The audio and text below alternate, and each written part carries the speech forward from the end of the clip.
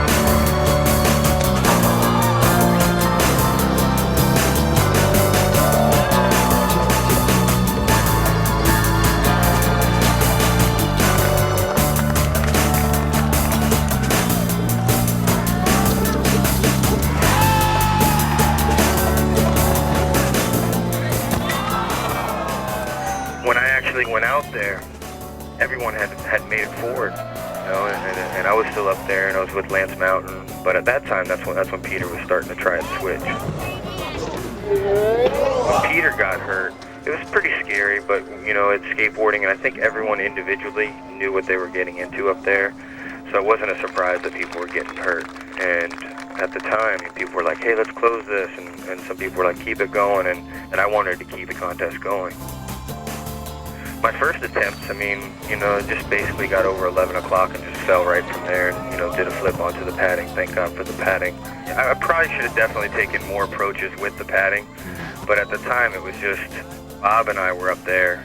Ironically, that was when Bob was like, "I'm ready to do a switch without the pads." And I think it was just a mental thing, knowing that the pad's not there. And I started to misdirect rolling down and going to the right of the center of the loop versus going to the center and carving the whole thing. As far as the slam goes, it was just a freak accident. I basically did a 1.5 flip, and falling straight down to my back.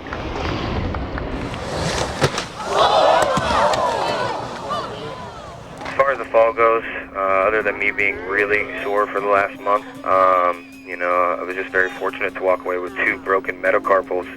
And the metacarpals are the bone in between your wrist and your main knuckle. Other than that, I'm very fortunate, and I'm not broken anywhere else. Well, after I saw Brian go down, I was really bummed that he went down, and I kind of said, "Hey, I got to do this, and I'm going to do this for Brian."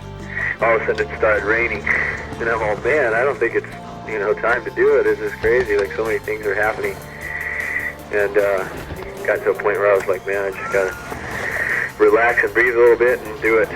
So it took me quite a few tries. I think I went around that thing about 15 times.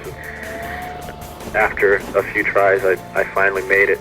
It was the wildest feeling I've ever had on my board, that's for sure. And I can't wait to skate that thing again.